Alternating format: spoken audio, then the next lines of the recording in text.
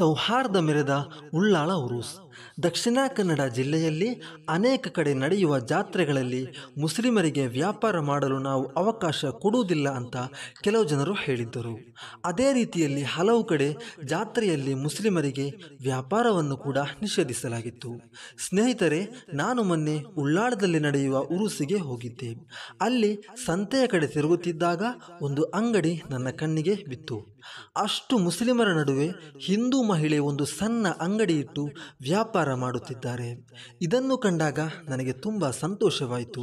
ಯಾಕೆಂದರೆ ಮಂಗಳೂರಿನಲ್ಲಿ ಜಾತ್ರೆಗಳಲ್ಲಿ ಮುಸ್ಲಿಮರಿಗೆ ವ್ಯಾಪಾರ ನಿಷೇಧಿಸಬೇಕು ಎಂದು ಹೇಳುವವರ ನಡುವೆ ಉಳ್ಳಾಳ ಉರೂಸಿನಲ್ಲಿ ಹಿಂದೂಗಳಿಗೆ ವ್ಯಾಪಾರ ಮಾಡಲು ಅವಕಾಶ ಕೊಟ್ಟು ಸೌಹಾರ್ದತೆ ಸಾರಿದ ಉಳ್ಳಾಳ ದರ್ಗಾ ಕಮಿಟಿಗೆ ನಾನು ಧನ್ಯವಾದ ಹೇಳುತ್ತೇನೆ. ಮೊನ್ನೆ ಮಂಗಳೂರಿನ ಅಡ್ಯಾರ್ ಕಣ್ಣೂರಿನಲ್ಲಿ 4 ಲಕ್ಷದಷ್ಟು ಜನ ಸೇರಿ ವಕ್ಫ್ ಬಿಲ್ಲಿಗೆ ವಿರುದ್ಧವಾಗಿ ಪ್ರತಿಭಟನೆ ಮಾಡಿದಾಗಲೂ ಅಲ್ಲಿಯೂ ಕೂಡ ಒಂದು ಹಿಂದೂ ಮಹಿಳೆ ಸಣ್ಣ ಅಂಗಡಿ ಇಟ್ಟು ವ್ಯಾಪಾರ ಮಾಡಿದ್ದರು.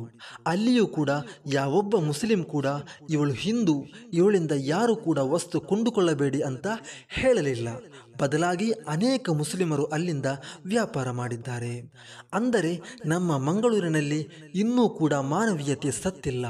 ಹಿಂದೂ ಮುಸ್ಲಿಂ ಎಂಬ ಭೇದ ಭಾವ ಮಾಡಿ ಈ ಮಂಗಳೂರಿನ ಜನರನ್ನು ಬೇರೆ ಬೇರೆ ಮಾಡಿದ್ದೇ ಈ ರಾಜಕೀಯ ಪಕ್ಷಗಳು. ಇದನ್ನು ಜನರು ಅರ್ಥ ಮಾಡಿಕೊಂಡರೆ ಖಂಡಿತವಾಗಿಯೂ ಮುಂದಿನ ದಿನಗಳಲ್ಲಿ ಮಂಗಳೂರು ಕೋಮು ಸೌಹಾರ್ದತೆಯ ನಾಡಾಗಿ ಮಾರ್ಪಡುತ್ತದೆ. ಪ್ರೀತಿಯ ಸ್ನೇಹಿತರೆ, ನಾವೆಲ್ಲರೂ ಒಂದೇ ತಾಯಿಯ ಮಕ್ಕಳಂತೆ ಬಾಳೋಣ ಎಂದು ಹೇಳುತ್ತಾ ಇವತ್ತಿನ ವಿಡಿಯೋ ಇಲ್ಲಿಗೆ ಕೊನೆಗೊಳಿಸುತ್ತೇನೆ. ಇನ್ನು ಮುಂದಿನ ವಿಡಿಯೋದಲ್ಲಿ ಇನ್ಶಾ ಅಲ್ಲಾಹ್ ಸಿಗೋಣ.